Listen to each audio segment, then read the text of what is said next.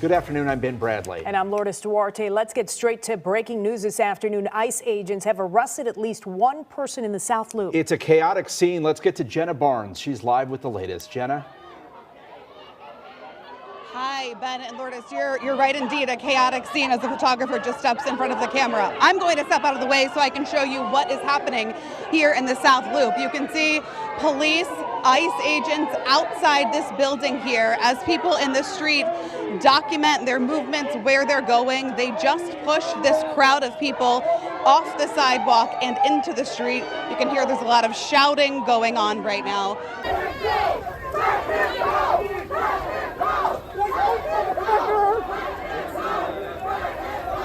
Homeland Security. Why do you come to a neighborhood like this? This is a f***ing war zone. ¡Tienes el derecho de quedar en silencio! ¡Tienes el derecho a un abogado! ¡Tienes el derecho de quedar en silencio!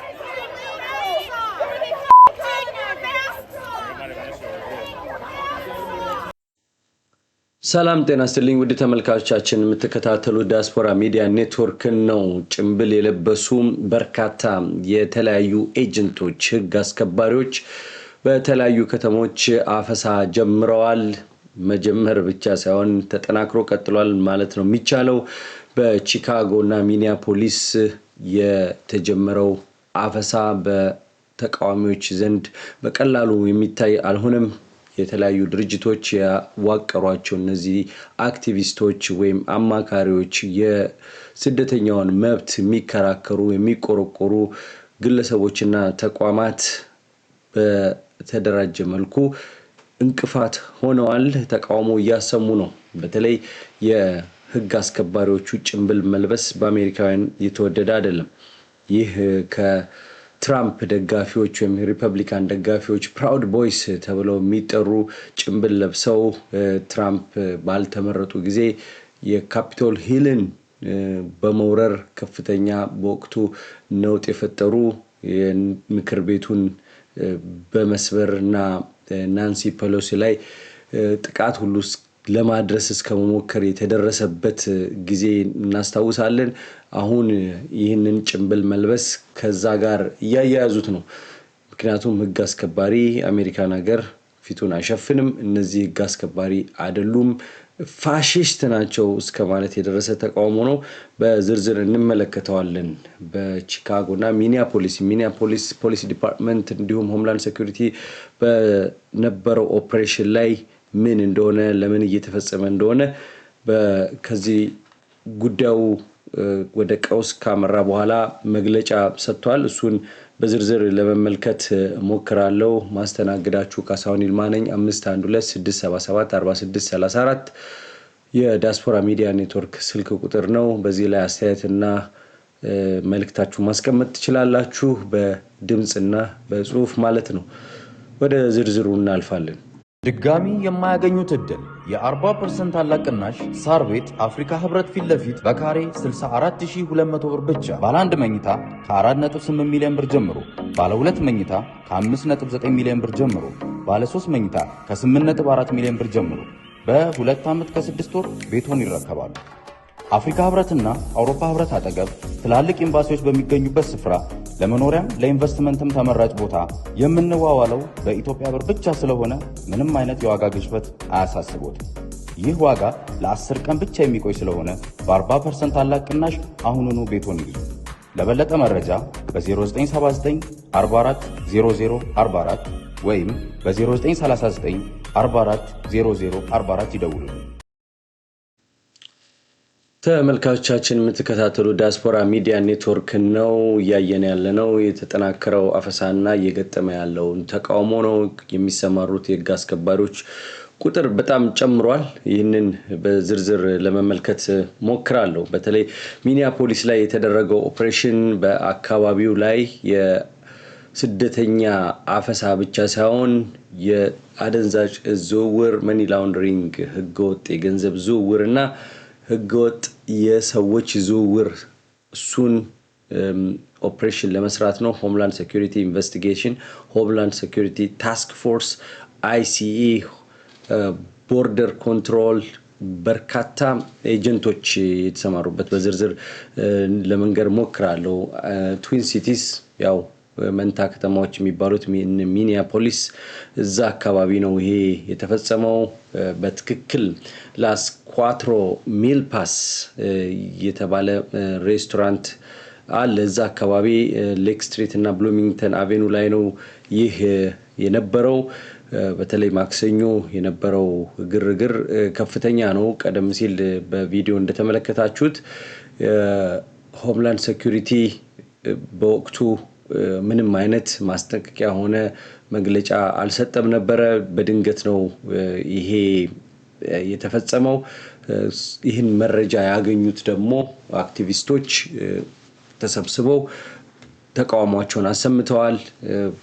በተለይ ማስክ መልበሳቸው ጭምብል ማድረጋቸው አልተወደደም። ምክንያቱም ይሄ ከተጠያቂነት ለማምለጥ ነው። ማንኛውም ህግ አስከባሪ ከተሰጠው ኃላፊነት ውጪ ህግ ቢጥስ ሰው ቢገደል ሰው ቢጎዳ ያ ሰው ማን እንደሆነ አይታወቅም። የአይስ ኤጀንቶች ከማን ጋር እንደሚሰሩ በትክክል ገልጸዋል። ሆምላንድ ሴኩሪቲ ኢንቨስቲጌሽን ለምሳሌ ከተባባሪዎቹ ሆምላንድ ሴኩሪቲ የራሱ ታስክ ፎርስ አለ፣ ግብረ ኃይል ተቋቁሟል። ኤፍቢአይ አለ፣ አይአርኤስ፣ ሲአይ አለ፣ ዲኤ አለ፣ ኢአርኦ፣ ኤቲኤፍ፣ ዩኤስኤምኤስ፣ ዲኤስኤስ፣ ዩኤስ ቦርደር ፓትሮል፣ ዩኤስ ኮስት ጋርድ፣ ቲኤስኤ እንዲሁም የሎካል ሎ ኢንፎርስመንት ነው። ሎካል ሎ ኢንፎርስመንት እንዴት እዚህ ይገባል? የሚኒያፖሊስ ተቃዋሚዎች በጠንከር አድርገው የተመለከቱት ነው። እንዴት ፖሊስ ታይቷል። የአካባቢ ፖሊስ እንዴት ከሆምላንድ ሴኩሪቲ ጋር ይተባበራል በዚህ ላይ የሚል ተቃውሞ ቀርቦበት ነበረም። ሆኖም ግን በወቅቱ የነበረው ግርግርን መቆጣጠር እንዲቻልና ወደ አልተፈለገ ሁኔታ ነገሩ ተባብሶ እንዳይሄድ ለማድረግ ነው እዛ የተገኘ ነው የሚል ማስተባበያ በፖሊስ በኩል ቀርቧል። ኤፍቢአይ ዲኤ እንግዲህ የአተርኒ ኦፊሱ ነው። በወቅቱ ማክሰኞ ላይ የተደረገው ኦፕሬሽን በድራግን እንዲሁም አደንዛዥ እጽ፣ ህገወጥ የሰው ዝውውር፣ ህገወጥ የገንዘብ ዝውውር በከፍተኛ ሁኔታ ከተማዋን እየጎዳት ነው፣ እየተስፋፋ ነው። ይህንን ህብረተሰቡን ከዚህ ለማጽዳት ነው የሚል ነው መግለጫ የተሰጠው። ከስደተኛ አፈሳ ጋር የተያያዘ አይደለም የሚል ማስተባበያ ተሰጥቷል። ምናልባት ይሄ መረጃን ስንመለከት ቪዲዮውን የበለጠ ማየቱ መልካም ይመስላል።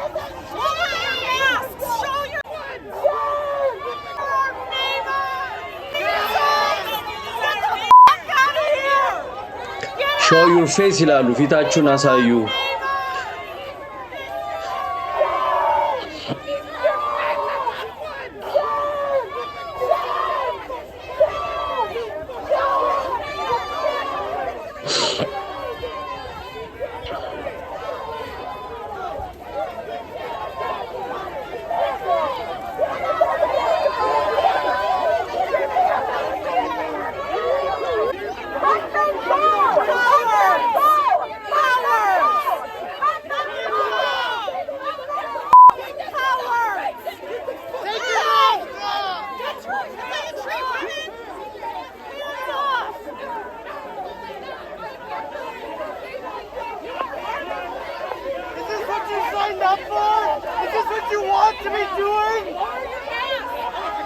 Lower your mask! Please.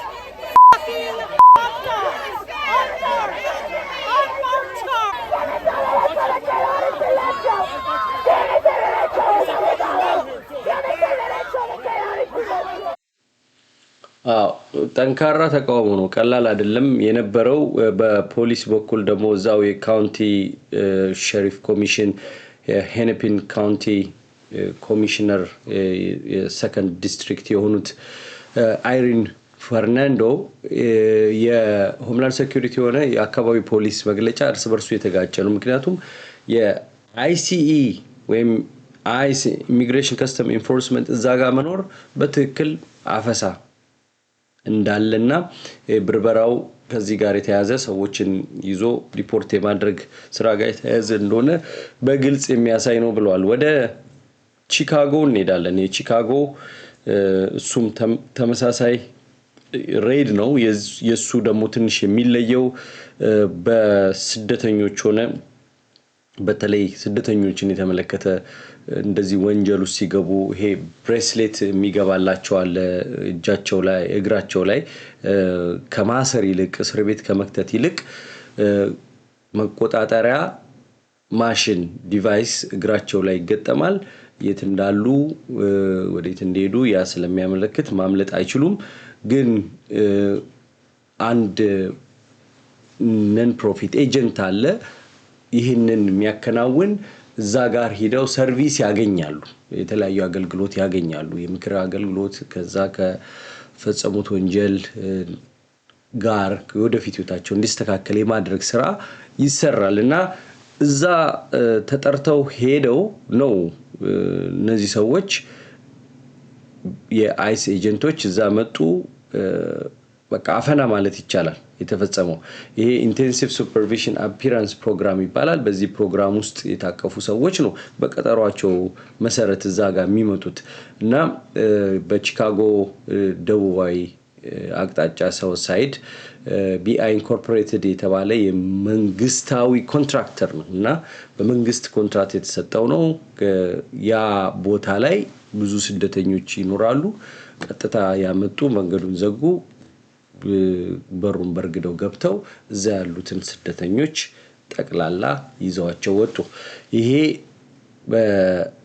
በአካባቢው ነዋሪዎች ቤተሰቦቻቸውን እዛ ጋር አገልግሎት እንዲያገኙ አድርሰዋቸው ለመመለስ የተዘጋጁ ቤተሰቦች ያንን ቤተሰብ መልሰው አላገኙም። እናቶች ምናምን ቀጥታ ወደ ዲቴንሽን ሴንተር እስር ቤት ተወስደዋል። ያም አይስ ነው። አፈሳው የዚህን ያህል ነው። ጠንካራ ስለሆነ ማየትና ማወቅ ያስፈልጋል። እንዲሁ እንደዋዛ ዝም ብሎ የአንድ ሰሞን ጀብድ ሳይሆን ከጊዜ ወደ ጊዜ ዲያስፖራ ሚዲያ ኔትወርክ እንኳን በተከታታይ በዚህ ላይ መስራት ከጀመረ ጊዜ ጀምሮ ምን ያህል ነገሮች እየተቀያየሩ በተለያዩ መንገዶች ስደተኛውን የማፈስና የማስወጣት ነገር እየተሰራ ነው። የስራ ፈቃድን ሁኔታ እንደዚሁም እዚህ መጥቶ ኦቨርስቴይ ቪዛ ይዞ መጥቶ ለረጅም ጊዜ የሚቆዩ ሰዎች ላይ ተመለከተውን ትናንትና ከጠበቃ አእምሮ ሉልሰገድ ጋር ማየታችን ይታወሳል። አሁን ደግሞ ይሄ ራሱ ቀላል አይደለም። ሁላችንም እንድንመለከተው ነው ይሄንን ዲያስፖራ ሚዲያ ኔትወርክ ወደ እናንተ የሚያመጣው። We're not allowing this to go unnoticed. Advocates gathered in front and behind this South Loop building when they got word of possible immigration enforcement here. The sign on the door says this office belongs to BI Incorporated, which contracts with the federal government for the ISAP supervision program for immigrants, using ankle bracelets and other monitoring as an alternative to detention.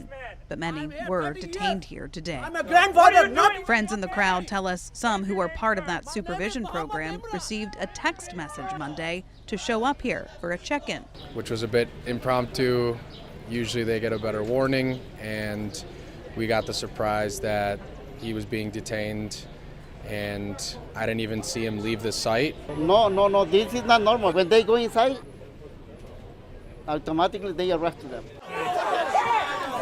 Homeland Security Police and ICE agents in big numbers clearing the crowd to escort the new detainees away, batons drawn. We saw at least 9 women led into this white van, but it's unclear just how many people were arrested as part of the operation. In a Gestapo fashion, 50 agents or so walked down the street, stood right here in front of the driveway, then aggressively came through, knocked me down, assaulted me and other community members here today. They robbed families of their mothers, they robbed families of their siblings, they robbed families of their fathers. The image that will forever be ingrained in my head will be the women in handcuffs crying, begging their families to help. Alderperson Jesse Fuentes is calling for those arrested to be released and for the private company's operations in Chicago to be shut down. And here in Chicago, we are saying no to the fascist dictator who's kidnapping people. There was a mother who got a 10-year-old boy who now has no mother. እንዳያችሁት ነው ተቃውሞ በጣም ከፍተኛ ነው። ፋሺስት ዲክቴተር ነው የሚለው ይሄ ተቃዋሚ። አንድ እናት የ8 ዓመት ልጇ አሁን ያለ እናት ቀረ ነው። ቀደም ሲል የተናገረችው ንግግር ላይ እሷም የምትለው ምንድነው ልጆች ያለ እናት ባል ያለ ሚስት ሁሉም ሰው ተለያይቷል ማለት ነው። እና ጋዜጠኛዋ እንዳለችው ዜናውም እንደሚለው 9 ሰው ዛ የህግ አስከባሪዎቹ መኪና ውስጥ ከዛ ቤት ውስጥ ከአይሳብ ከተባለው ቤት ውስጥ ተወስደዋል። ይሄ ስደተኞች የሚገለገሉበት ቦታ ነው፣ ታርጌት ተደርጎ ነው ማለት ነው። ስለዚህ ይሄ ብቻ አይደለም። በተለያዩ ቦታ ሳውዝ ካሮላይና ጭፈራ ቤት የተለያዩ ቦታዎች ስደተኞች ይሰበሰባሉ የሚባሉባቸው ቦታዎች እየተጠኑ ይሄ እርምጃ እየተወሰደ ነው። ለዛሬ ያለኝ ይሄው መረጃ ነው። ይሄን በተመለከተ ተጨማሪ መረጃዎች ዲያስፖራ ሚዲያ ኔትወርክ ወደ እናንተ ይዞ ይመጣል። 5126774634 የአስተያየት መስጫ እንዲሁም ሌሎች ጥያቄዎች ካሏችሁ የምትደውሉበትና በጽሁፍ ወይም በድምጽ መልእክት የምታስቀምጡበት ነው። ጉዳያችሁን ባጭሩ ብትናገሩ ለመመለስ ስለሚረዳ ያ ስራን ያቀላል ማለት ነው። ሁላችሁም ስለምትከታተሉ አመሰግናለሁ። ዲያስፖራ ሚዲያ ኔትወርክን ሰብስክራይብ አድርጉ፣ ላይክ አድርጉ። ደካማ ጎኑ ይጠናከራል፣ የተሻሉ ፕሮግራሞች ወደ እናንተ ይመጣሉ። ስለምትከታተሉን ከልብ አመሰግናለሁ። ካሳሁን ይልማ ነኝ። በሌላ ፕሮግራም ተመልሼ እመጣለሁ። ኋላ ላይ 5 PM ሴንትራል ታይም ኢስተርን ታይም ደግሞ 6 PM በምስራቅ ዲሲ፣ ኒውዮርክ እና ሌሎችም አካባቢዎች ማሳቹሴትስ ያላችሁ እዛ 6 PM ላይ ሴንትራል ታይም ደግሞ 5 PM ላይ በቺካጎ ታይም በቴክሳስ እና ኒው ኦርሊንስ እንዲሁም መካከለኛው አሜሪካ ያላችሁ በዛ በ5 PM ላይ እንገናኛለን። ሙሉ ለሙሉ ኤ ያመጣች 5.3 GPA ያመጣችው ሀና እሷን በተመለከተ ወላጆቿን እሷንም ኢንተርቪው አደርጋለሁ። በዛ ቃለ ምልልስ ላይ እንዴት እቺ ልጅ ለዚህ ውጤት እንደበቃች እኔም እናንተም በጋራ እንሰማለን ማለት ነው። ስላደመጣችሁኝ ስለምትከታተሉ ከልብ አመሰግናለሁ። በሌላ ዝግጅት ደግሞ ተመልሼ እመጣለሁ። ጤና ይስጥልኝ።